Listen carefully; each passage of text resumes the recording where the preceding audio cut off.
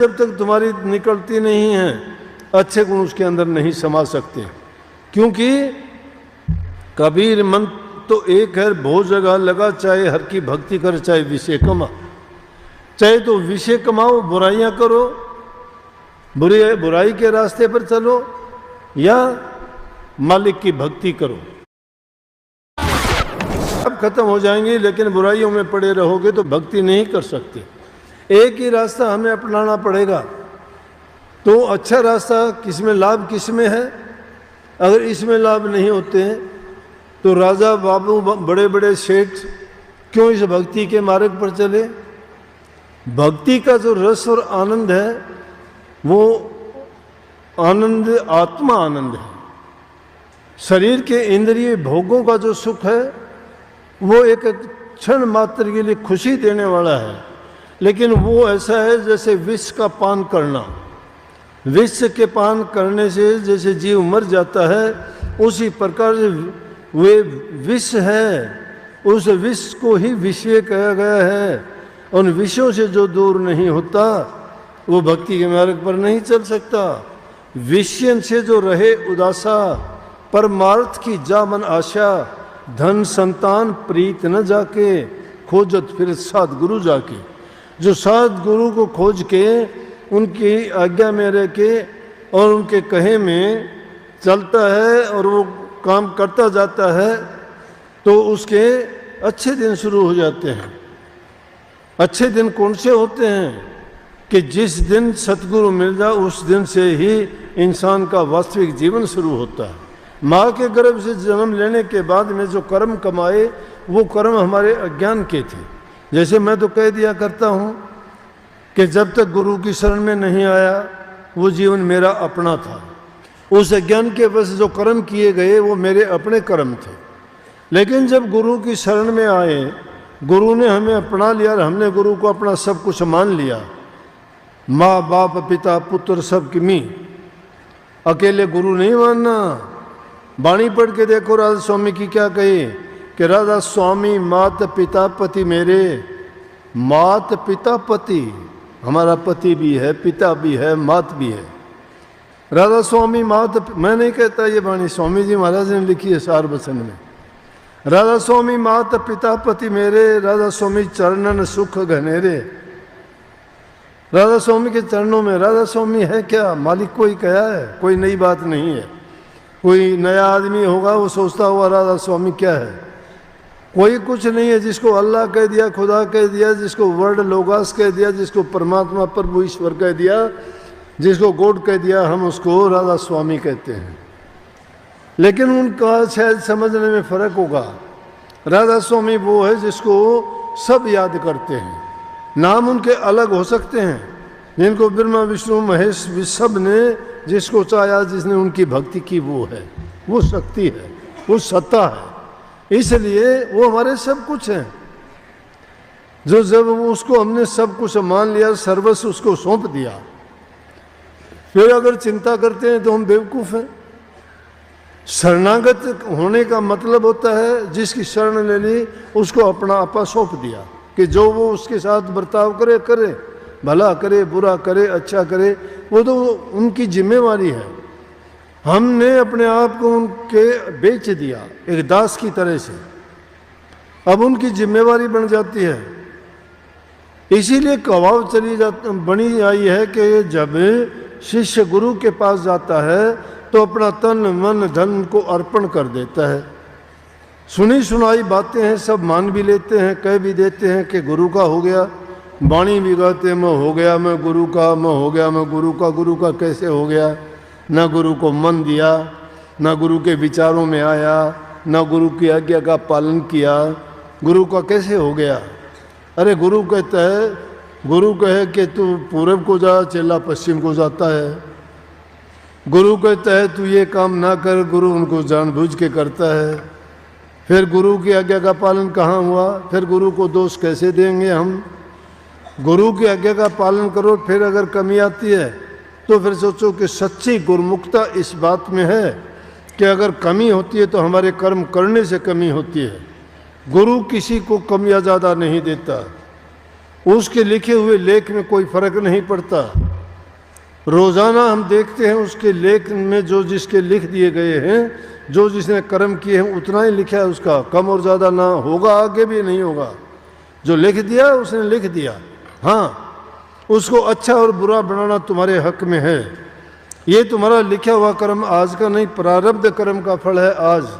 लेकिन आज अच्छा करके अगला प्रारब्ध नहीं बनाओगे तो तुम्हारा आगे का भी खराब है। इसलिए ये नेक कर्म करके इंसान भक्ति रूपी धन कमा के अपने जीवन को बना लेता है। जब सब कुछ सौंप दिया, हमने सब कुछ सौंप दिया तो गुरु के हो गए। अब गुरु के हो गए तो जीवन हमारा नहीं रहा। अब वो जीवन पाके अगर गलत सलत करते हैं तो किसको बट्टा लगता है? गुरु को लगता है। अगर शिष्य बुरा करता है तो गुरु को ही कहते होंगे कि उसका शिष्य ऐसा करता है, उस धर्म का है ये। राधा स्वामी वाले ऐसे बुरे हैं, राधा स्वामी वाले झूठ बोलते हैं, ये झगड़ा करते हैं, कपट करते हैं। कहेंगे न किसको कहेंगे? राधा स्वामी वाले। तुम्हारा नाम नहीं रहेगा फिर। इसका मतलब तुम्हारे तो थे नहीं ना। अब जब गुरु के राधा स्वामी के बन गए तो उनके नियम के मुताबिक काम करो। उनका नियम मुताबिक ये है कि पाक साफ और पवित्र बनो। और आपको पाक साफ और पवित्र बनाने वाली कौन सी चीज़ है? नाम भक्ति, गुरु भक्ति, सेवा भक्ति। ये तीन चीज़ याद रख लो। सेवा भक्ति करोगे प्रेम बढ़ेगा, गुरु भक्ति करोगे विश्वास बढ़ेगा, नाम भक्ति करोगे सब कल्याण होगा। सेवा भक्ति से प्रेम बढ़ेगा। सेवा करता है इंसान अपने आप को छोटा मानता है, तुच्छ मानता है, अभिमान उसका जाता रहता है। न धन का अभिमान, न बल का अभिमान, न परिवार का, न कुटुंब का, न ऊंचे पद का। नहीं, मैं दासन का दास, सेवकों का सेवक। हजूर महाराज जी दूसरी गद्दी के गुरु पोस्ट मास्टर जनरल होते थे। उस टाइम में कोई उस पद को पाता था। नालियों को साफ करता था, पखाना साफ करता था। क्यों करता था? मंगता भिखारी था क्या? दो रोटी के लिए करता था क्या? गुरु से कुछ धन चाहता था क्या? क्या चाहता था गुरु से? गुरु से मुक्ति चाहता था, भक्ति चाहता था, गुरु का प्रेम चाहता था, गुरु का दिल जीतना चाहता था। और जिसने गुरु का दिल जीत लिया उसने सब कुछ पा लिया, कुछ पाने की जरूरत ही नहीं रहती। एक एक चीज़ के लिए तुम तड़पते मांगते रोज़ाना हाथ फैलाते रहते हो, वो भिखारी हो। तुम उसके भिखारी क्यों नहीं होते कि जो सब चीज़ों से भरपूर कर दे? दुनिया की चीज़ें क्या मांगोगे? मिट्टी है, कुछ भी नहीं है। मांगने वाली चीज़ मांगो। ये तो उस दीपक की तरह का जीवन है, जब तक इसमें तेल और बत्तियाँ जलता रहेगा। लेकिन जिस दिन ये खत्म हो जाएंगे, ये बुझ जाएगा, वो दीपक कुछ काम का नहीं रहेगा, चला जाएगा। ये पांच तत्व का पुतला है, पांचों तत्व विलीन हो जाएंगे अपने आप में। इसलिए वक्त के रहते और समय के रहते अगर आप भक्ति करते हो, नाम की कमाई करते हो, तुम्हें अभी पता लग जाएगा, मस्त रहोगे। मस्त फकीरों को नहीं देखा क्या? ना उनको कुछ खोने की चिंता है, ना कुछ उनको पाने की लालसा है। मस्त फकीरी है, कहीं भी रहो मस्ती की हालत में रहते हैं। तन पे कपड़ा नहीं है, सर्दी गर्मी को भी महसूस करते ही नहीं। इंसान महसूस करके दुख उठाता है, मैं दुखी हूँ, कि कोई दुख दूर कर देगा क्या आपका? धैर्य रखो, देखो ना दुख कहाँ जाता है। आजमा के देखा करो, कुछ देर इंतजार करोगे चला जाएगा। और मेरे से सच्ची बताऊं मैं, मेरे को जब कोई दुख तकलीफ ऐसी बात होती है ना, तो मुझे पता होता है सत्संग कर दूंगा, उस दिन के बाद ठीक हो जाऊंगा। मेरी दवाई सत्संग है। सत्संग करूंगा बिल्कुल, जो सुनेगा कहेगा कि भाई इसकी कोई तकलीफ नहीं, ऐसा ही कहता है, झूठ बोल। अब मेरा इलाज है। अरे नाम भक्ति ऐसी चीज है, तुम्हें हर प्रकार से, वो तुम्हारे तन से भी, मन से भी और आत्मिक रूप से भी हर प्रकार से आपको सुदृढ़ बना देगी, पवित्र बना देगी और बड़ा बलवान और शक्तिशाली बना देगी हर चीज़ में। जब तक जीवन जीवोगे सुख ही जीवोगे। तो किस चीज़ से सुख चाहते हो आप? इस सुख के लिए लोग भागे फिरते हैं। उस रस और आनंद के लिए लिखा है, इस रस कारण बने निरुपयोगी छोटे भोग विलासा। अरे बलख उकारा के बादशाह ने छोड़ दिया राज को, ठोकर मारी, ठोकर मार दी। कोई उसको नहीं था, क्या राज का देख लिया। क्या मिलता है, कितने दिन के लिए मिलता है। जिनको अपना सोचते हो कितने दिन निभाओगे इनके साथ में, कितने दिन अपने हैं ये, वो छोड़ जाएंगे नहीं, आप छोड़ जाओगे उनको। ये बिछड़ने वाला मेला है, यहाँ कोई रहता ही नहीं है इकट्ठा। बगीचे में आज फूल खिलते हैं, कल को मुरझा जाएंगे वो। आज कल यहाँ, कल को फूल मिलेंगे, परसों फूल भी नहीं होंगे। ये खेल है, अजीब वो खेल जो रोजाना अपनी नजरों से देखते हैं और फिर भी हम भूल बैठते हैं। देखते देखते हमारे क्या का क्या हो गया, लेकिन फिर भी अपनी अकल के ऊपर पत्थर डाल के सब भूल के और फिर हम उसी ओर भागते हैं। इस संसार के पदार्थों में अगर खुशी होती तो लोग यहाँ कुछ नहीं छोड़ते, खाली मिलता आपको, कुछ नहीं छोड़ते। लेकिन सबको यही धोखा था हमारा है, और गए जब देखते ही चले गए, कुछ उनके पास बचा ही नहीं, रहा नहीं। सही यही आते हैं, सब कुछ यही मिलता है, आने वाले भी उनके पीछे भागते हैं। फिर मेरा है, मेरा है, किसका है, क्या है, बोलो। किसी का कुछ नहीं। मुझे तो कहते हुए बड़ी अच्छी बात लगा करती है, किसी के कफन में जेब देखी, किसी के कफन में जेब है क्या, बड़े बड़े बैग लिए फिरते वो। कफन में जेब ही नहीं होती, वो कफन भी नहीं रहता, और अगर हो तो भी कोई भी नहीं ले जा सकता। फिर किस लिए इतने पाप कर्म, झूठ कपट बेईमानी करते हो, कितने दिन के लिए करोगे। और जिनके लिए करते हो क्या पता हो तुम्हें सुख दे देंगे। पता है क्या आपको उसके लेख क्या हैं, वो क्या करके दुनिया में आया है। इसीलिए बड़ी समझदारी से एक बड़े बड़े कानून, प्रभु के बड़ी बड़ी मर्यादा, कोडी किसी को कम नहीं देता और किसी को पाई ज्यादा। उसका हिसाब बड़ा पक्का है। उसके मुनीम नहीं बैठते, खुद लिखता है, वो अपने हाथ से लिखता है, कलम दवात कागज की जरूरत नहीं उसे, सब कुछ वो एक ही सेकंड में कर देता है। जब उसके अधीन हम हैं तो फिर हमारी चालाकियां कहाँ चलेंगी। Tried so many vitamin C products for fried skin but no skin brightening. Try HAL उन्होंने हमें एक ही छूट दी है, वो रास्ता खोल दिया कि तुम इस रास्ते से आओगे, वहां जब आओगे तो मैं भी आपको बड़ा आदर और सम्मान और प्यार के साथ अपनाऊंगा। और रास्ता है भक्ति का, और वो शुरू होता है प्रेम से, इसलिए इसको प्रेमा भक्ति कहते हैं। सेवा करोगे प्रेम होगा, विश्वास तुम्हारा पक्का होगा गुरु भक्ति से, और गुरु भक्ति करते करते तुम्हें इतना अपने आप पर भरोसा यकीन हो जाएगा कि हमने आत्मिक रूप से इतने संतुष्ट हो जाओगे कि हमने इस जीवन में आके नेक काम किए हैं, किसी को कष्ट दुख नहीं दिया। और तुम्हें कोई दुख कष्ट आएगा तो भी कहोगे कि ये मेरा कर्ज था जो मेरे से पूरा किया जा रहा है, और आगे के लिए मैंने कुछ किया ही नहीं तो मैं काटूंगा क्या। जो इंसान जैसा बोएगा वही तो काटेगा ना। ये कर्म बंदी संसार है, कर्म का खेल है। कर्म बड़ा कर्म छोटा करता है।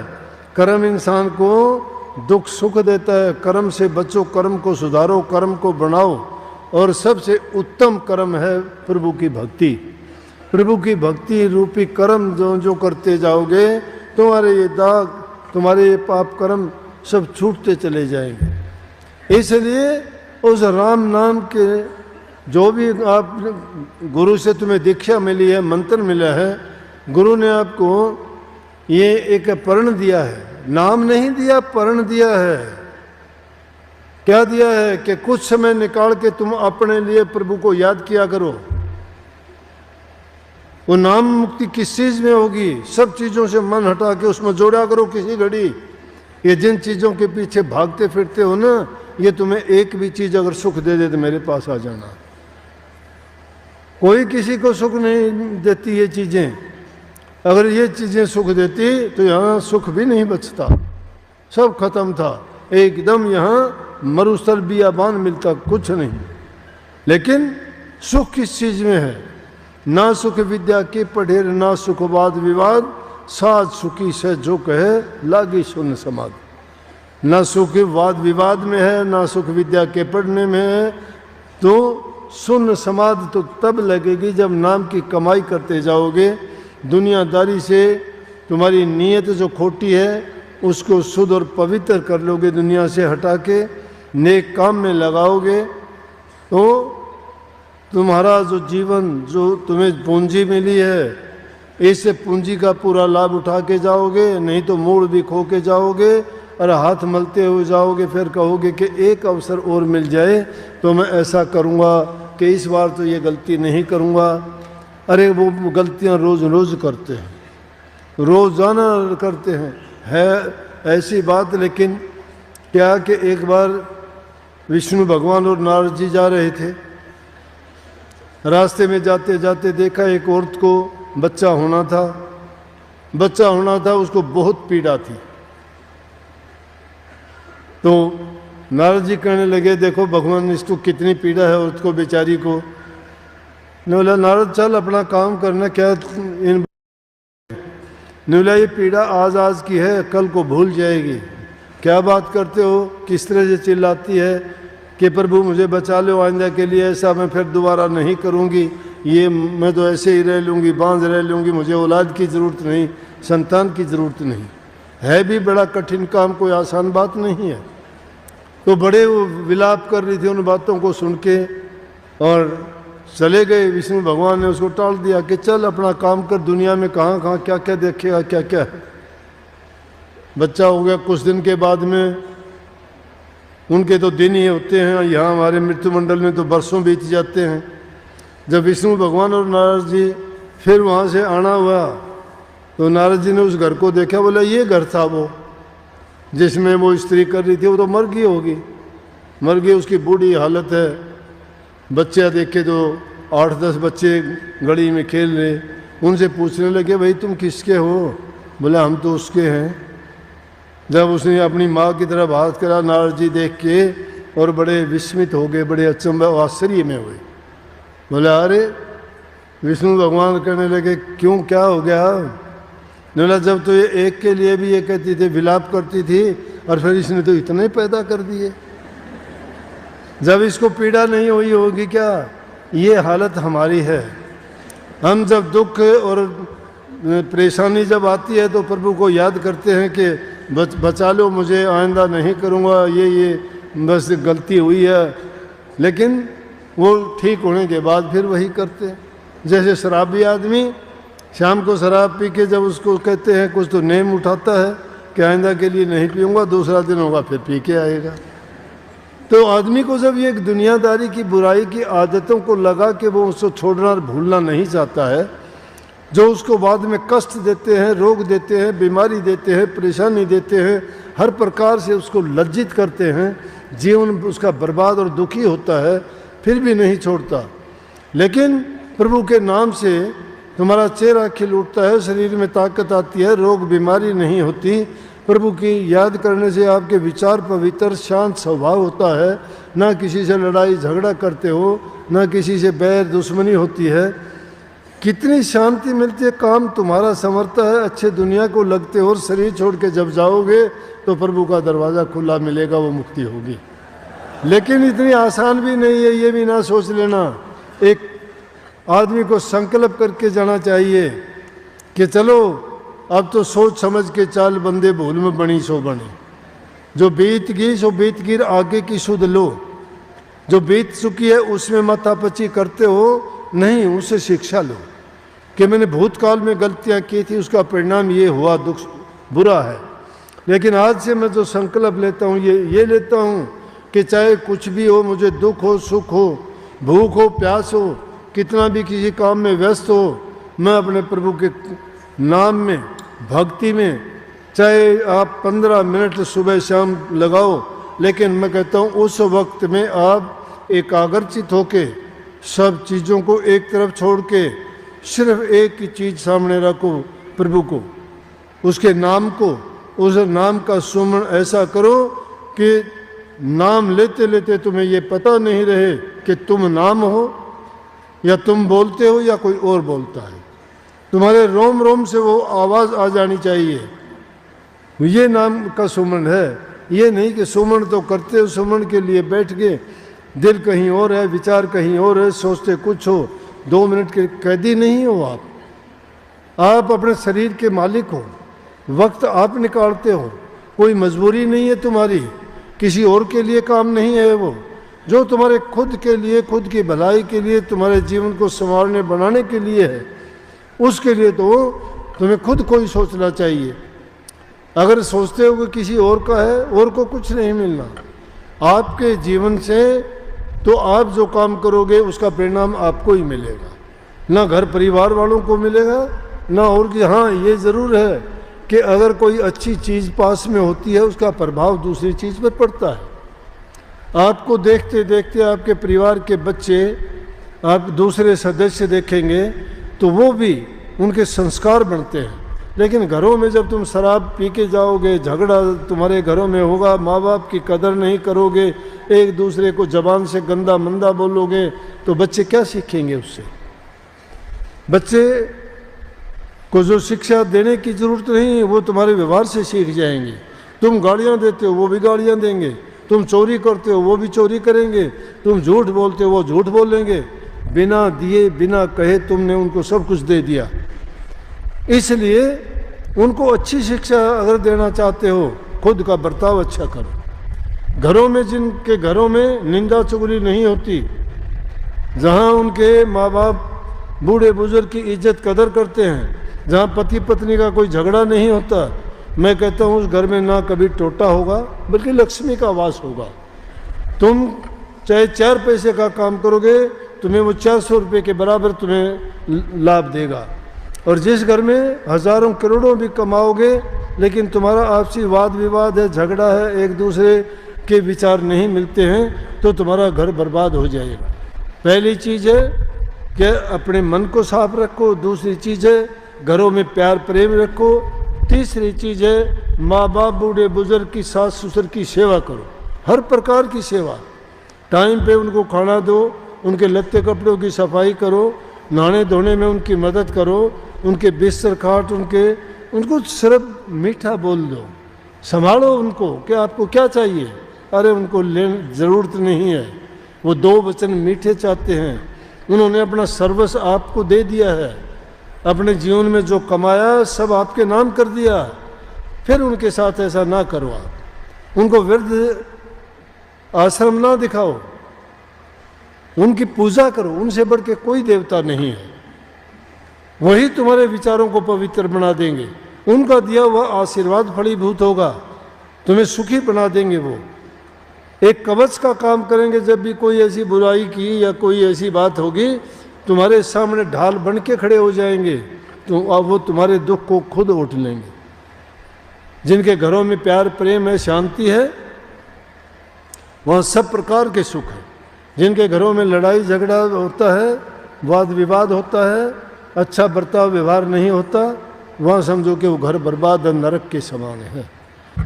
इसलिए सब चीज़ों को, मैंने ऐसे सत्संगियों के घर देखे, मुझे खुशी होती है उन सत्संगियों की बातें सुन के। ऐसे परिवार में तुम्हें बता दूंगा, लेकिन कहने से तो उन लोगों को कभी बेचारों को नज़र ना लग जाए। और तो मैं क्या कहूँ कि पूरा दिन काम करते हैं, अपने अपने काम करते हैं, प्रेम से रहते हैं। शाम का टाइम होता है, परिवार सारा इकट्ठा होता है, सोने से पहले सब घर में इकट्ठे होकर कहते हैं कि आओ आरती विनती करेंगे। आरती विनती करते हैं, फिर थोड़ा बहुत किसी का मन हो सत्संग सुनते हैं, चाहे किसी को कितना, लेकिन सब के सब वहाँ बैठते, उससे कितना आपस में उनका प्रेम बढ़ता है, कितना विश्वास बढ़ता है। छोटे बच्चे उनमें क्या सीखते हैं। इतने भी सत्संगों में आके उनके छोटे बच्चे भी कहते हैं मैं शब्द गाना चाहता हूँ, शब्द गाना चाहता हूँ। क्यों गाना चाहता है? संस्कार बना लिया उसने। किसने बना दिया? उनके घर वालों ने बना दिया। बच्चे को नहीं पता है मैं क्या गाता हूँ, क्या बोलता हूँ, या इसका क्या गुण है, लेकिन उसने ये सीख लिया कि ये चीज़ खुशी देने वाली है। हमारे घर में ये होता है, मैं बाहर भी जब जाऊंगा तो लोग मुझे देख के और मेरी बात सुनेंगे तो उनको भी अच्छा लगेगा, तो मुझे खुशी मिलेगी। इसलिए दुष्ट आदमी का संग ना करो, बात कर देगा। एक थोड़ी सी खटाई की चीज दूध के भरे बिलोने में गिर जाए, बर्बाद कर, ना दही ना लस्सी ना मक्खन, कुछ नहीं बनेगा। दुष्ट आदमी ऐसा होता है, कुसंग से बचे इंसान। और ऐसे लोग बहुत मिल जाएंगे आपको कि ना खुद जिएंगे ना जीने देंगे। जीवन का सिद्धांत होना चाहिए, जीवो और जीने दो।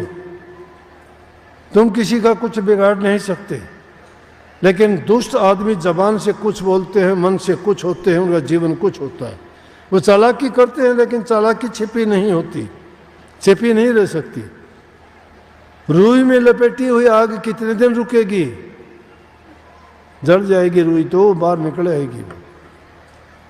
इसी प्रकार से ये बुराइयां हैं, इंसान कितना भी छिपा के कर ले। और महात्मा ने कह दी कि चोर चुराई तुमड़ी, जल में दाबी आए वो दाबे बाबू बरे, और कर्तव्य छानी ना। कहने का मतलब ये आदमी का कर्म छानी नहीं रहता, बचता नहीं। जिस प्रकार को ये तुमड़ी चुरा ले, तुम्बा सूखने पाछा हलवा उसे न एक तारा बन जाए से, तो उसने ले जाके न यार को देखा भैया तो बेरा पिट जाएगा, खड़े धरूँ पानी में ले जाके छिपा होगा, उसने दबा होगा तो वो तो उसने दबा और वह ऊपर आके पड़ेगी। इसी प्रकार से इंसान के जो विचार हैं वो कितना छिपा लो बाहर आ जाएंगे। तो इसलिए दुष्ट का संग नहीं करना चाहिए। दुष्टों के संग से तो आदमी भूखा रह ले वो अच्छा है। जब दुष्ट पड़ोस में आ जाए तो घर से बाहर छोड़ के चला जा, वो भी अच्छा से मांग के खा लेगा, वो भी अच्छा है। जिस घर में होता है वो चालाकी करते हैं, लेकिन चालाकी छिपी नहीं होती, छिपी नहीं रह सकती। रुई में लपेटी हुई आग कितने दिन रुकेगी? जल जाएगी रुई तो बाहर निकल आएगी। इसी प्रकार से ये बुराइयां हैं, इंसान कितना भी छिपा के कर ले। जल में दाबी आए वो दाबे बाबू बरे, और कर्तव्य छानी ना। कहने का मतलब